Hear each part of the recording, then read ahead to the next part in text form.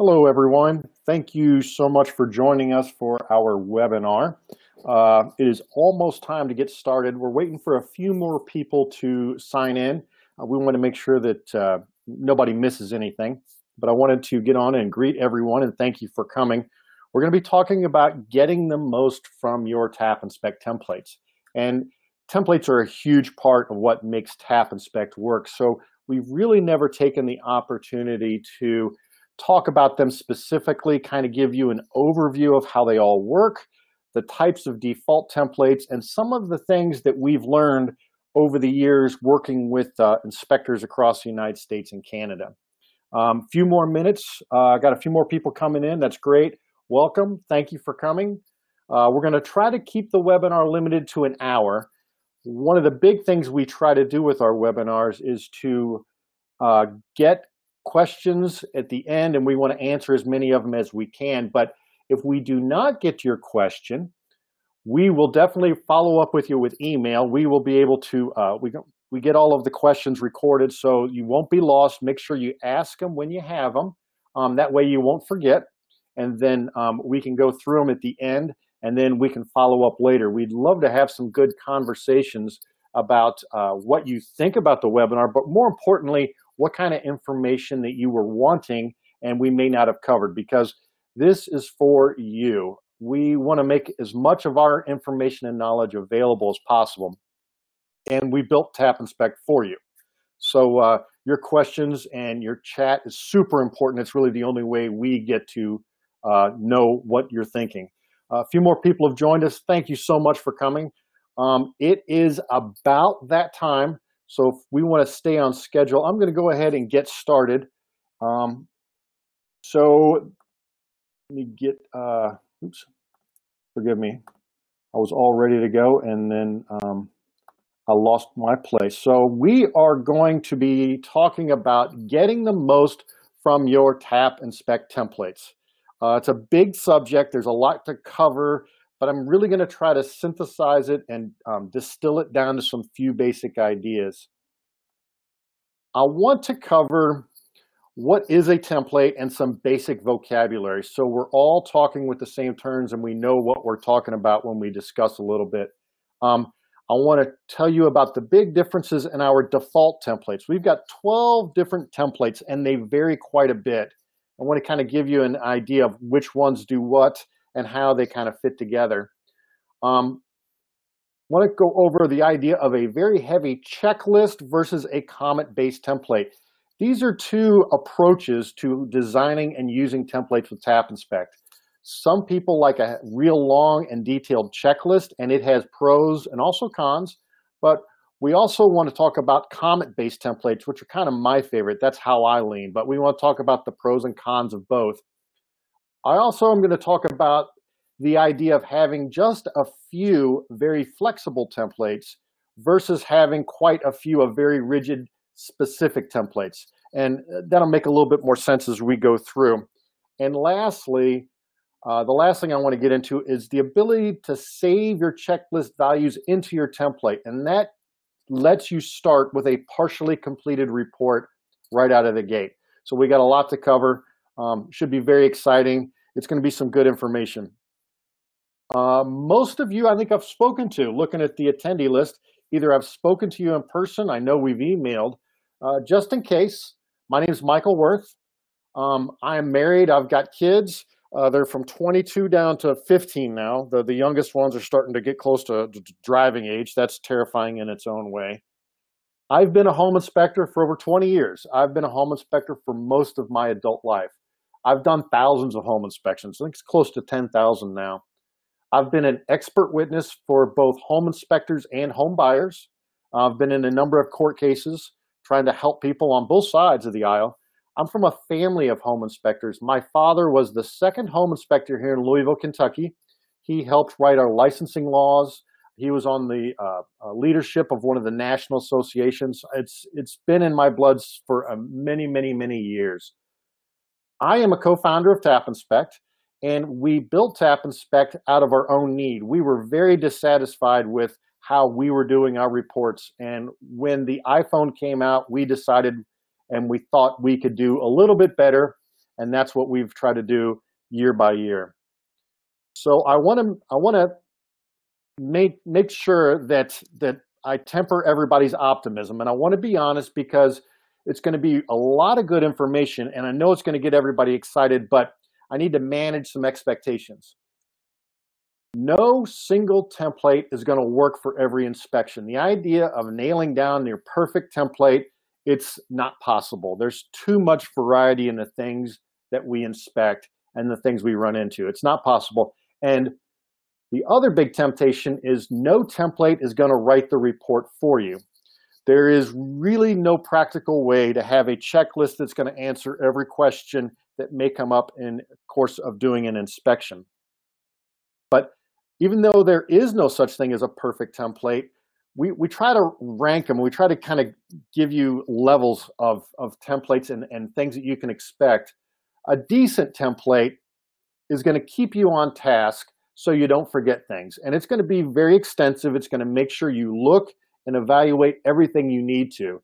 And I call that a decent template. A good template lets you adapt, because after you gain some experience and confidence in the course of doing a home inspection and the craft of being a home inspector, you're going to start seeing the same things and commonalities. So you want to be able to adapt the report as you're working. But our goal and my goal is to help you build a great template. And once you've done enough home inspections, you want the software and the template to stay out of the way.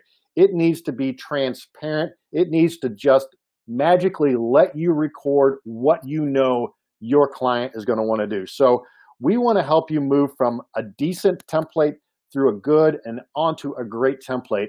And it's going to take your work, and hopefully we'll be able to help you along that path. As I said, we need you to ask questions. At the very top of your screen, there's a blue balloon with a question mark. Click on that and you can ask us questions. We may not be able to get to everybody's question at the Q&A at the end of this, but we will follow up with you. This is super important. The only way we know what kind of information and content you need is by asking us questions. That's going to help us build more webinars, more videos, more help documents.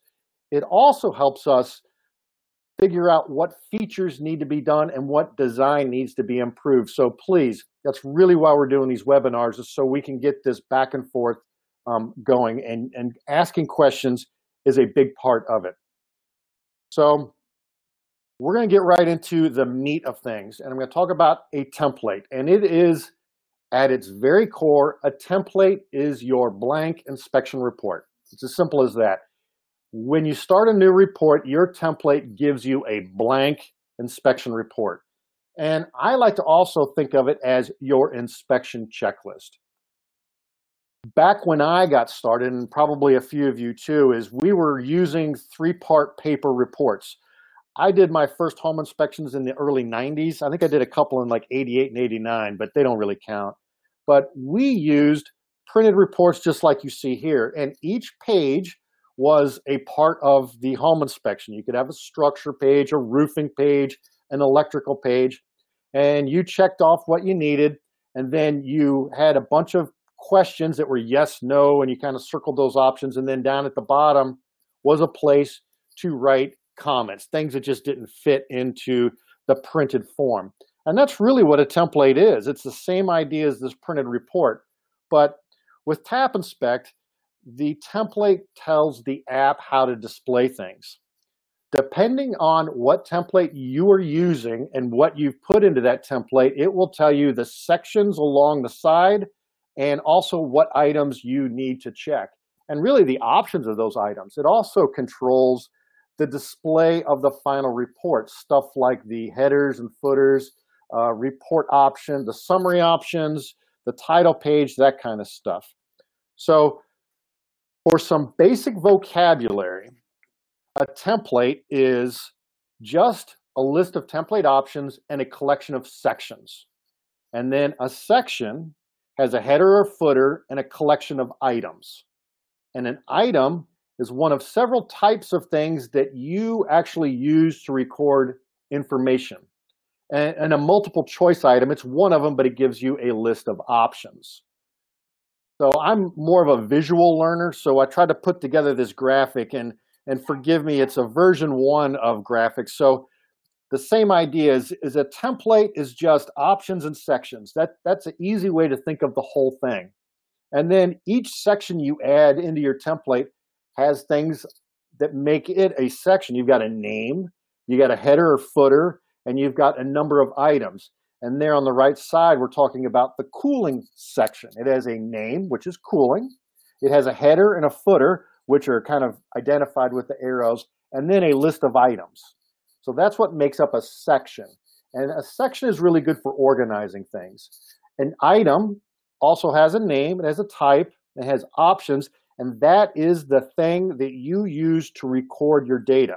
So the easy way to understand what the sections are versus the other things in your template are, if it shows up in the table of contents, it is a section. It's really as simple as that. If it shows up in the table of contents, it is a section of your report.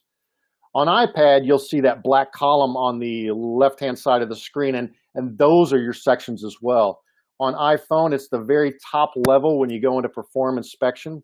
So those are the organization part of your template. It's a way you group things together. So a section is the garage, or roofing, or the kitchen, or the laundry, and within each of those sections, you're going to have things to record, and they make up the checklist.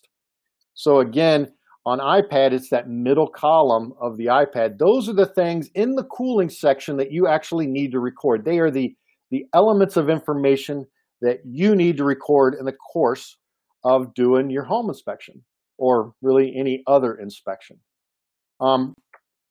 Different types of items are good for different types of data. And I think most of us really just go to the multiple choice type, and that's great for listing manufacturers or things like select a waistline material of PVC or cast iron, and those are great. But we also have quite a few other ones. The generic text entry is great when it's so varied that you really are going to have to type some kind of value in. If you record serial numbers and model numbers, that's a text entry. If you want to record the age of a home, it's probably going to be text entry, because trying to have a list of every age gets way, way out of control. Sometimes it would be who's present. That could be an entry. And then we also have a photo item. And I don't think a lot of people use them because they may not even be in our default templates, but a photo item allows you to add a photo as part of the checklist. And it's kind of cool because we have those little balloons that tell you how many items have still not been completed in your template. If you have a photo item, it's going to remind you to take a photo of the data plate in the furnace. You could make that a photo item, or overview of the roof. And if you haven't taken your roof photos, it's going to tell you that you need to do that. We also have a signature item that lets you cancel a client signature or the inspection signature. And we've got a few other less common ones like date and time, currency, but you're really going to be using the multiple choice, the text entry, the photo, and sometimes you need the signature, but it's not that commonly used. So I think this is probably what a lot of people wanted to know about. Is I wanted to talk about our default templates. And what I want to go over is, just like I spoke about a template being template options and then a list of sections, as I go through these, I think it's going to help you understand how those sections help organize, but also how items help define your checklist to remind you what you must check. So we have a total of 12 default templates right now. They are part of the app. And when you add a template into your account, you get a new pristine copy of that template copied to your account. So you can make whatever changes you want to that copy of that template. And we really mean them as a starting point. So we want you to go in and we want you to change them. We want you to modify, add options, move things around, that kind of stuff. The number of templates is kind of overwhelming, but I like to think of them in categories, and I'll talk about that in a second. But what you're going to see is the number of sections is going to increase, and then the number of items and options are also going to increase as we get more and more complex with these templates. And there's a point when we talk about templates where more is not always better. A very long checklist or a large number of sections can eventually cause more problems than it's going to solve. So the generic and specialty inspection templates is what I want to talk about first.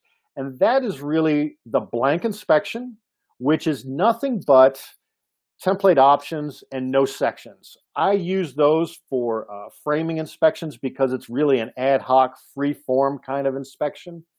We have a property condition inspection, which is very, very generic for move in and move out for landlords. And then some of these specialty inspections for chimney and fireplace, we built that for chimney sweeps.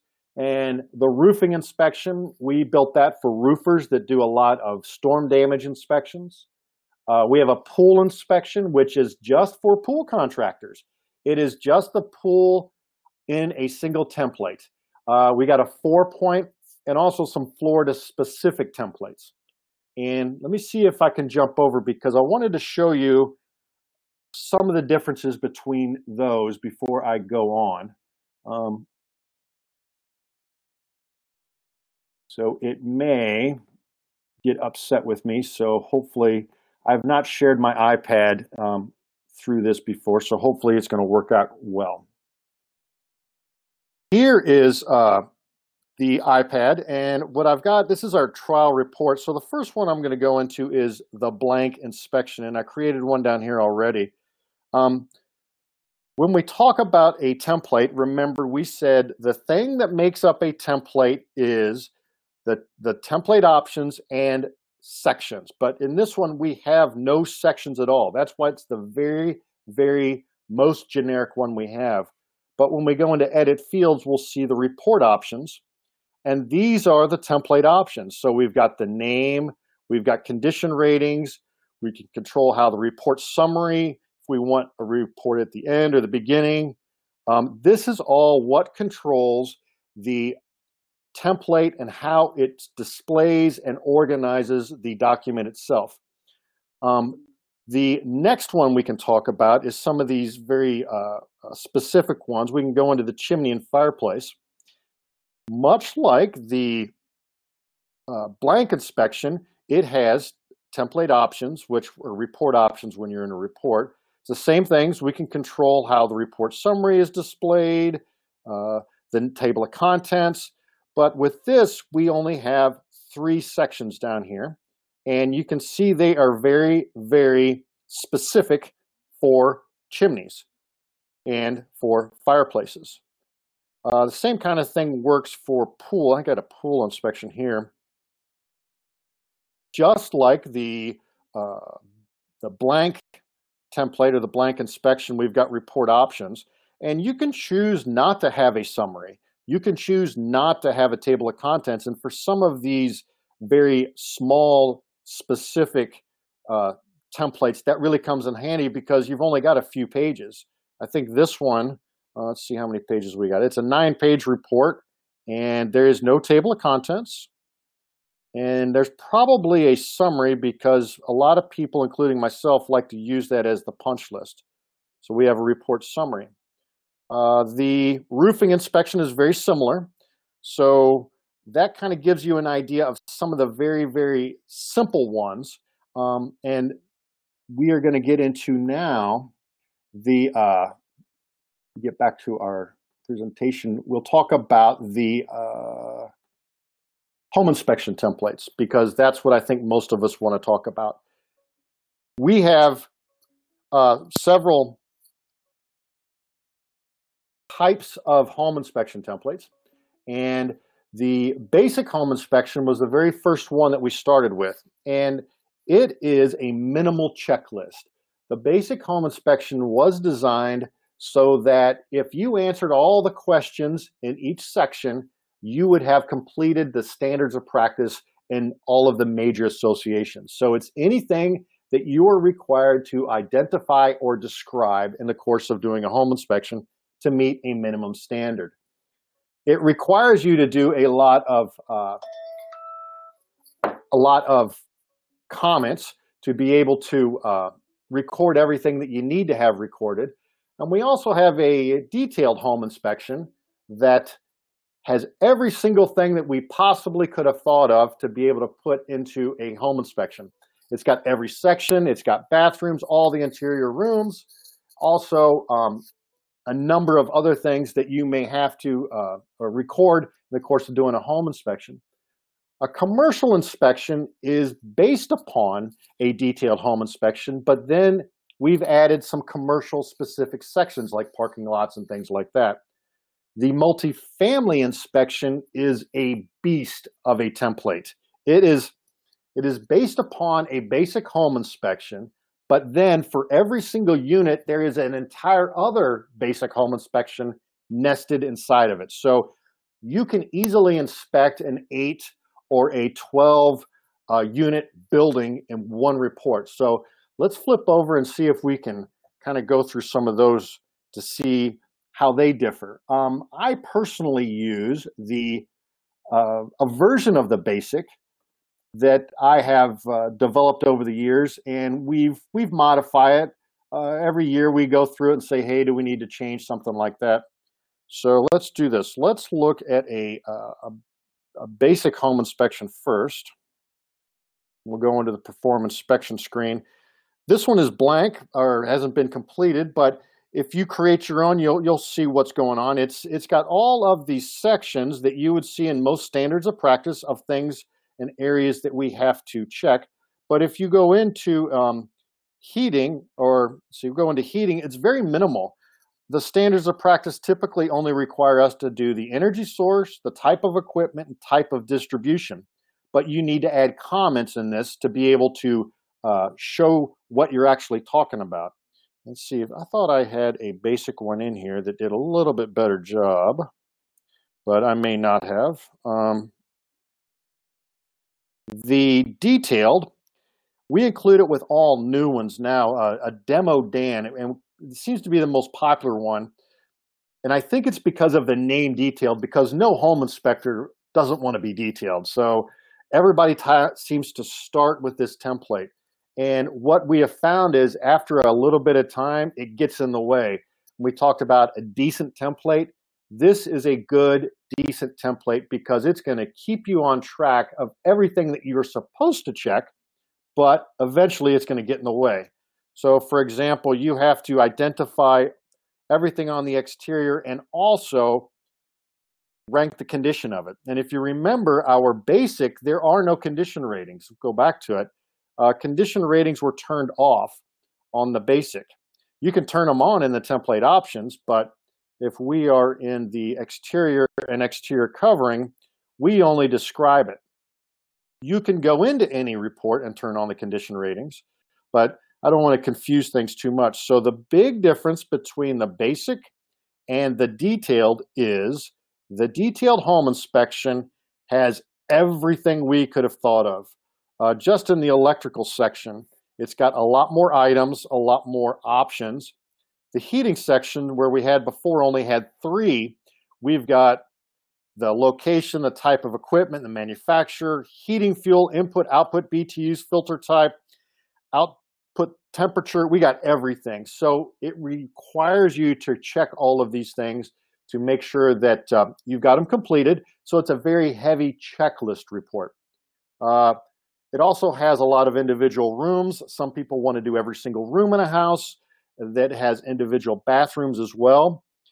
The commercial template, if we can get into that one, I don't have one completed, but I do have a blank one here. And since we were just in the detailed, I think you'll see that the big difference is we have a parking section in the commercial because you're going to have a parking lot more than likely.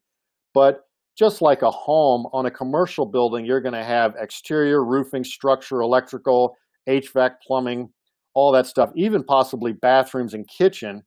But then you may have elevators and emergency shutoffs, which is good to know where they are, fire protection, accessibility, ADA kind of stuff. So those are been added on to a detailed home inspection. to make it a commercial inspection. The other difference that makes the commercial inspection different from a detailed home inspection is when you go into the template options, part of what you want to do is change the report header to say this is a commercial inspection, but also you want to have the template name or the printed report title. So this is how we change the title of the report. That's in the template options. And if you remember when we went back to the original idea of what is a template, it is the template options and a list of sections. So by having different template options in the commercial inspection, we can just add a few different sections and we have a whole new type of report. To get a little bit better idea of how the multifamily goes, it is a basic home inspection, as I said, and you can see it's the same sections that we had in the basic, exactly the same, but then we have a unit, and within each unit is all of the stuff that you're going to run into possibly in an individual unit. Its own electrical panel, its own heating, cooling, its own water heater. It may have several bathrooms, a laundry, appliances. But what is kind of amazing about this is when you go in, you can also add several more units, but some buildings have a common electrical section, a common heating, electrical, plumbing, bathrooms, so you can show those if it's a common area, and then when you're inside of each unit, you can hide it. So that allows you a lot of flexibility. It is a very, very, very checklist intensive template. I personally don't use it because I like to use comments in each individual unit, because typically my clients that are buying a fourplex or an eightplex are investors. They're sophisticated and they are not looking for a repair request. They are looking for due diligence. So giving them a huge checklist report becomes way overwhelming. It's like, can you just tell me what the big deals are? So I kind of change it accordingly to be able to serve my clients. So that kind of shows you how the basic home inspection starts as a very minimal checklist that requires you to add a bunch of comments to really describe a home. We jumped over to the detailed, the Demo Dan, that has an extensive checklist that requires you to check and record quite a few items and rate their conditions before the checklist is completed, and then how those were adapted to do a commercial building or to do a multifamily building. So you can see how the complexity, the number of sections in the template helps organize it, and then the number and types of items within each section are what define the checklist and determines how extensive, minimal, or a small it may be. Well, let me go back and kind of gave you an idea of how the templates are organized. So next I want to talk about the idea of a heavy checklist versus comment-based templates. And I alluded to it a bit when I talked about the basic and the detailed home inspection. And if you remember at the very, very beginning, I spoke about a decent template will keep you on track and remind you what to check. And that's really what a heavy checklist template is going to do for you. A good template is going to adapt, and that's kind of what we want to talk about. And a great template is going to stay out of the way. So one of the fundamental choices you kind of have to make when designing and modifying your template is, how extensive of a checklist do you really want? And can you better describe and report things with a comment and a couple of photos versus having to check all the items off? So big question that I tend to ask when I'm working with home inspectors is, do you want people to actually read the report? Because a heavy checklist, although it keeps you on track, it's going to get tedious and nobody's going to read a long checklist. If you've ever watched somebody try to read a 100-page home inspection report with page after page of checklist items, they don't. They flip through, they browse through, and they will be grabbed by photos and short blocks of text. So if you really want people to read your report, you have to minimize the checklist. Now, the other side of that is, can you still report what you need to report with comments? If you are newer or lack confidence or just believe that a checklist does a better job, you are going to lean towards a heavier checklist than you are a comment-based report. And it's completely up to you. We try to give you as much flexibility as we can so you can do it however you want to. A good example is, here's a report with 3 bathrooms. With a detailed template, it's the one that's got a heavy checklist, individual bathrooms. It takes about 4.5 pages to display just the bathrooms with no problems. That's after you check the toilet, satisfactory, shower, satisfactory, sink, satisfactory, and then maybe add a couple of photos because photos are really what tell the story. With the basic template, if you just added the comment with the photos to show what you saw, you can get that down to 2. So rather than having to read this long checklist to get to what the good stuff is, your reader, your client, or the realtor can get right to it and say, okay, I know this is good, this is good, this is good. So it's going to be your choice. I find that as you get more and more comfortable with Tap Inspect, you start removing things and you will dial it into something that you want. I was working with an inspector today and he has bathroom sections, but absolutely no checklist in it. He just uses comments and photos because he wants those bathrooms to be very noticeable and easy to find, but he doesn't want to use the long checklist. I kind of take a little bit more minimal approach. I record bathrooms in the plumbing section because I always try to record information in the area where that contractor would take care of everything in that section. And again, it's going to be your choice. It's about using the tools that are available to dial it in for the way you want to do your inspection. The next thing I wanted to get into is talking about using a few flexible templates, and they're a lot better than having a bunch of specific ones. I've looked at a lot of accounts and worked with quite a few TAP inspectors, and they have a condo template, a manufactured home template, a townhouse, a slab house, a pre-1970 house, a residential with 2 suites. Every single possible permutation of property that we inspect, they have a separate template for. And that may be fine if you just want to go in and go boom, boom, boom, boom. But with Tap Inspect, you have the ability to show, hide, and duplicate sections on the fly. So going back to the idea that a template is a blank inspection report, the good template is going to let you adapt. So you should be able to adapt your template, whether it's a basic or a detailed, to fit any of those things. You just show things, you hide things, and you may need to duplicate stuff if you need to. We have a video on YouTube. It talks about adding more bathrooms, and it's a good little short video to show you how to show, hide, and even duplicate things. But let me show you real quick how to turn I'm going to use the basic because I use it the most often.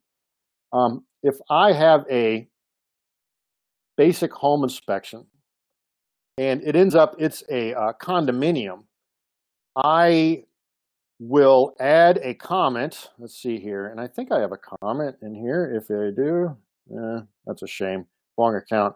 But in my personal account, I have a comment that says this is a condominium, and the common areas are only checked as a cursory check. Then I go in and I hide the exterior, I hide the garage, I hide the roofing, and I hide the structure. And when I'm done, I have what most people inspect when they go into a condominium. You can do the same thing if you are, I'm going to show these things back. I don't really want the full detached garage, but we can have the roofing and the structure. So if in this case I'm at a house and I don't have a crawl space, Some people will go in here and say not present, not present. I personally will go in and I'll just hide the crawl space, because when they look at the report, they may say, where's the crawl space? I didn't know I have one, and you don't. So I just took it out of the report.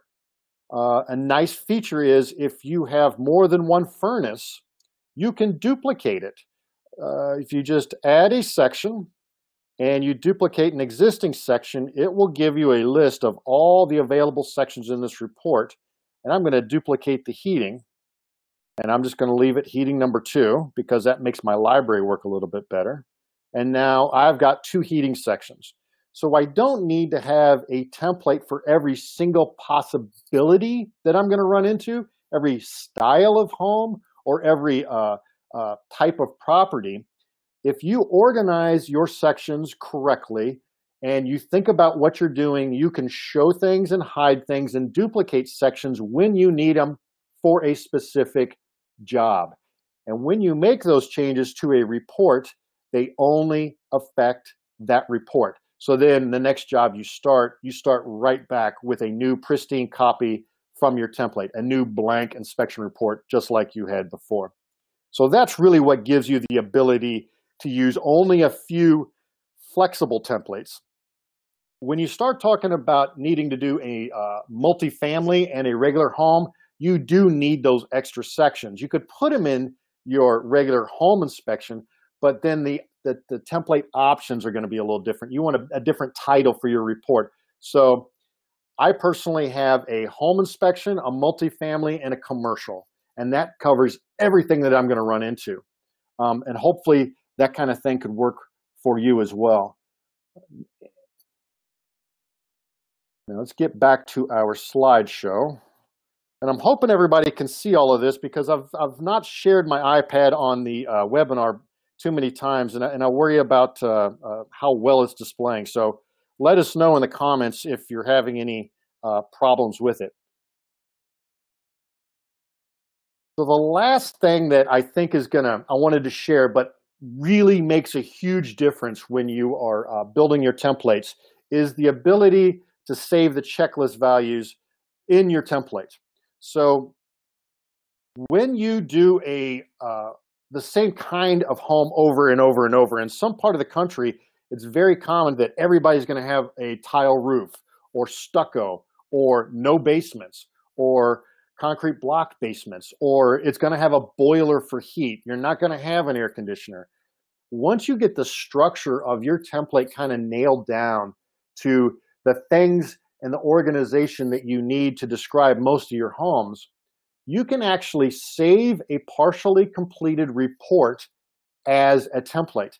And just like I said before, when you start a new report from that template, you get a new blank report, but it's going to be partially completed already. So we also have a good video about that on YouTube, about saving the checklist values to your template. Let me go back to the iPad and see if we can show you actually how that works.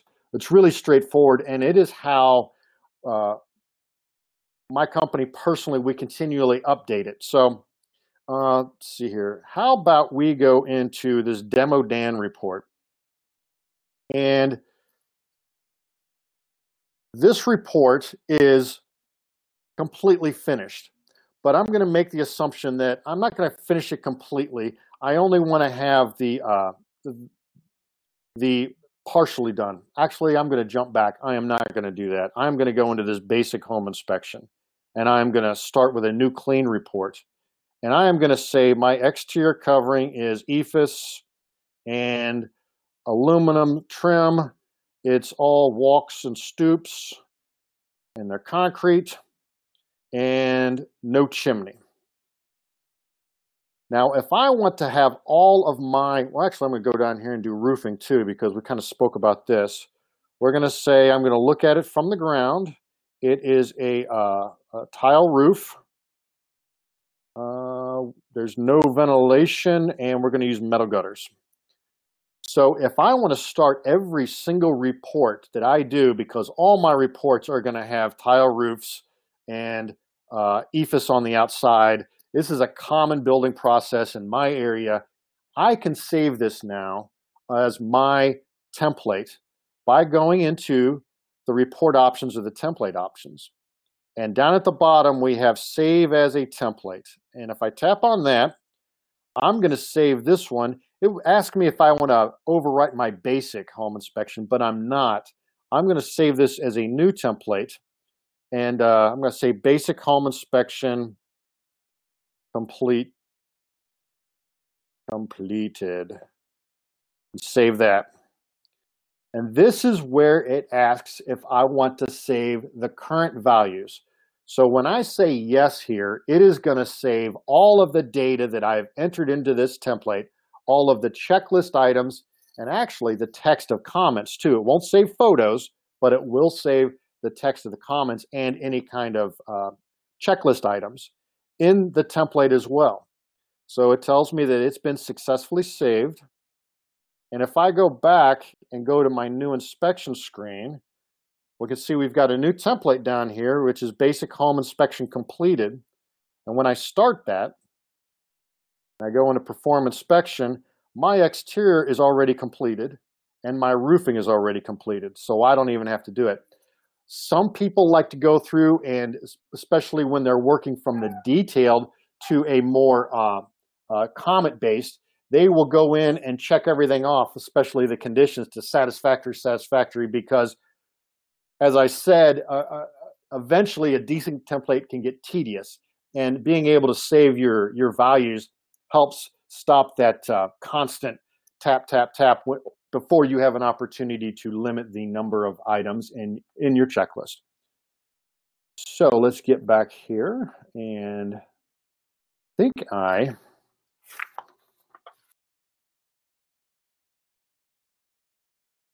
pretty much have covered what I wanted to. So the real big things I wanted you to be able to take away from this webinar is that your template is just a blank inspection report, and you can dial it in, you can make it work for you. It is a personal thing. It is not something that we want you to use our default. It is only a starting point.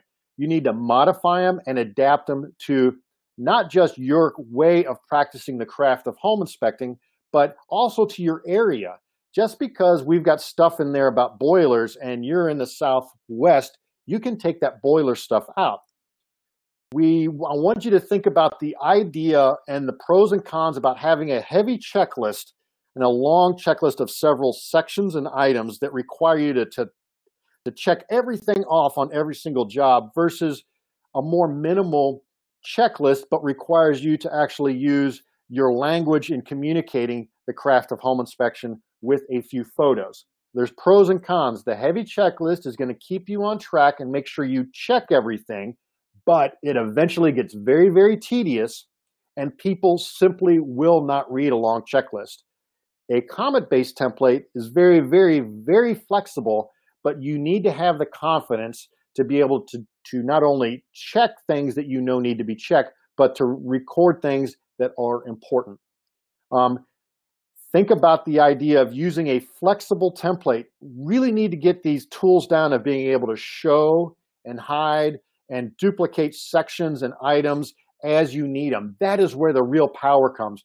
You don't need 10 different templates, and they actually kind of get in the way because they, when you do want to make a change, you may have to go back and change several templates. So if you can keep the number of templates you have limited and make them super flexible, they're going to be able to adapt when you need them for a little unusual homes or structures that you inspect. And that's what makes a good template versus just having a decent one.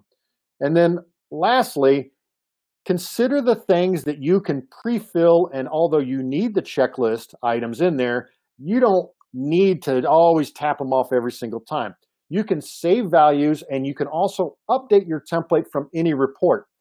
If you've made changes to the structure with sections and items and hidden some things or even added options, you can still save that report back as a template, but you don't have to save the values. It will only save the structure, the section, and then also the items that you've added.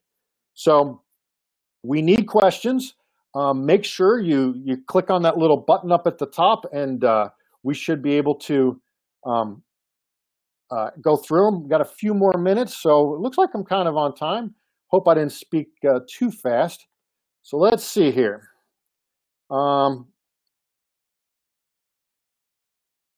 Ralph asked about having to manually enter Goodman furnaces. Now, this is actually a really good question because I'm betting, Ralph, that you use the detailed home inspection. And one thing that you may consider doing is not recording the manufacturer or not recording the model or the serial number. A lot of times you can just take a photo of the data plate. On every job I do, I take a picture of the furnace running and it shows you orientation where the filter is, and then I take a close-up of the data plate. That photo has recorded the manufacturer, the serial number, the model number, BTUs, all of that stuff. So that may be the way to do it. Otherwise, you can go in and manually modify your template.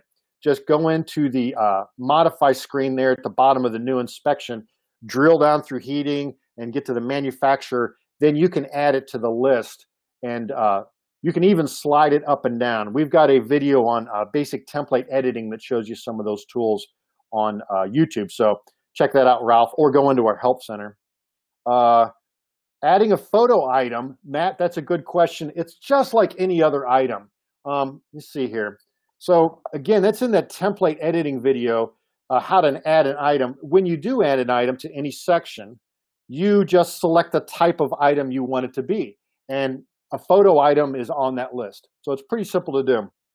We'll try to share that the link to that video of how to answer the, or how to get to the video on YouTube in our help center. Yes, Gary, that's a good question about some samples. I'll be happy to send a couple samples out, or probably a link to some of them. The different ways of doing them, and that's a good thing to do. I think that's a great idea. On the new inspection list, Justin, you have to scroll down. I mean, with 12 templates, they all don't fit on that same screen, so you have to scroll. It's a pretty long list, and it gives you a pretty decent description of which one it is. So somebody's asking about a pool inspection. Can I get the commercial inspection? They are in your app right now. All you have to do is add a new template, and that was on that YouTube video. It shows you how to do it, how to add a new template. Really simple. At the bottom of the new inspection screen, there's a button that says add or modify template, and if you tap on that, it gives you the list of templates you have, and then a button to add a template. And you can duplicate one or add a new one. So you want to add a new template down there, Randy, and that should let you add the ones you want, or copy one of yours if you want to just go nuts on it and just kind of mess it up and see how well it works.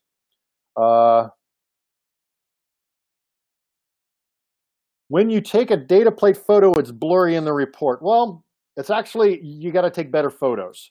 I run into it a lot. You really got to get close to take a data plate. Most iPhones have great macro lenses, and I've never really had a problem with it. I've had more problems trying to get in there to do it. My thinking on that is, if I can't get a decent photo, I'm sure not going to be able to see it well enough to transcribe. So it does record what I could see. So it works out pretty well on either way. So let's see here if we got any more questions, maybe. So keep them coming, guys. I really appreciate it. These are really great questions.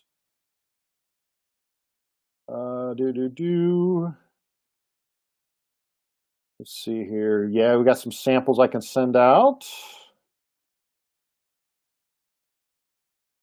Very good. You cannot modify templates on the website. You got to do it on the app. And part of the reason we do that is all the controls are on the app. We've not gotten around to duplicating everything on the website. and honestly, it's kind of a low priority. We're really trying to make it work well on the app, because helping you finish this thing on site in the most efficient way and getting this into the hands of your client makes their life so much easier. Every time you have to leave and go back to a computer to finish a report, or actually leave to even finish it on an iPad, it takes value away from the client, because all they want to do is get their repair request done and get moving on with the transaction. We're only one little part of the whole process of buying a home, and it's really easy to forget that. Let's see here. Ralph, you're talking about, I see about some unusual, like hydronic heating stuff.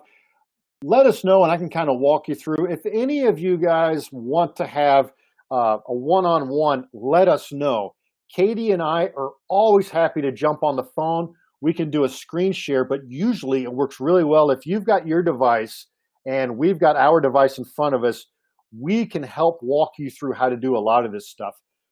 The big part of it is to be able to understand how you want to organize it, and then deciding how big of a checklist you really want to record things.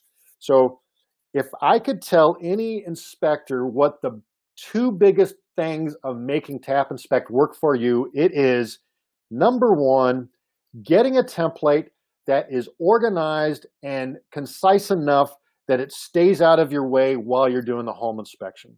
And then the second part is having a comment library that is complete and flexible enough to report on almost anything you run into with a couple of photos. That combination of a simple template and a usable comment library is magical. And I can't over exclaim how magical it is. Once you get a template that is not a monster, that is very simple and easy to go through, and you go tap, tap, tap, tap, and you're done. And then you have the ability to say, oh yeah, I've seen that before. That's in my bathroom comments. Or I've seen that furnace problem before. Click, click, and get it into the report. That is really, really when this Tap Inspect really changes your life. And it gets out of the way, and it lets you be a home inspector instead of somebody that's a data entry person. And that's what we want to do for you. So any more questions we've got? Let's see here.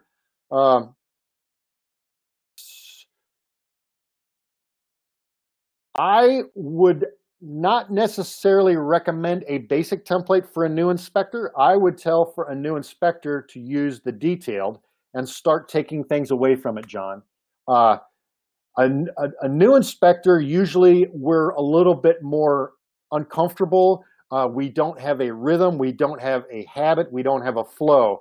So that detailed inspection is going to get tedious after a little while, but then once it's getting tedious, you know it's time to start getting rid of stuff.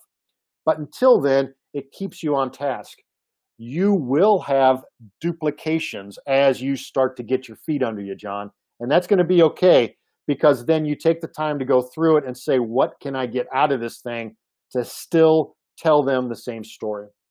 I do not have a checklist for an installed mitigation system. Chris, that's a good question, but this is a great opportunity, because I run into radon systems on quite a few houses. They're pretty popular here in Louisville, Kentucky. We've got a pretty decent radon problem, if that's a good thing or a bad thing, but it's fairly common for us to do tests and also to run into mitigation systems. I do not use a checklist, but I know them well enough that I can take a few photos and use one of 3 comments to tell my client exactly what the deal is with that mitigation system. I would say if you're not confident enough to tell them exactly what's wrong, you may want to rethink inspecting them in the first place. And it kind of goes back to my thing talking about the framing inspection. I use that blank template when I do framing inspections for builders and for people building a house. I like to get in after the plumbing and electrical and hopefully the HVAC has been roughed in, but before insulation, so I can see all the framing and to see if they cut things open. there is no way for me to list everything possible. And if you don't know what to look for, you really shouldn't be doing that kind of an inspection. But that being said, there is no reason you can't add a radon mitigation section in your report and then add the items that you need in there, like fan, sealant at the floor, whatever categories or at whatever items, pieces of data you need to collect, you could put them in that checklist. I have a feeling that you're going to find that taking a picture of the manometer being uneven and the outside where it shows the fan is going to do a lot better job to tell them the system is working. You can add any of our default templates back into your own account whenever you want. They will be pristine copies. Just go back in to add a new inspection and select it. And even if you completely botched one, you'll be able to start over with a new one. You cannot go back in time easily if you've been working on one for 6 months and only in the last month you really got out of control. We can usually help you get some of that stuff back, but the sooner you tell us, the easier it is. Oftentimes, it's easier just to start over with a new one. So that's a good question, but I've done it more than once. I've gone back and added a new basic home inspection or the multifamily and stuff like that to try to get it back under control. Very good. So we are pretty close to time. If there's any more questions, please email them to us at info@tapinspect.com. We will be sending out a follow-up email. It's going to have a recording of the webinar in it. And also, we're going to put some links to saving checklist values, editing your templates, some of the videos we talked about.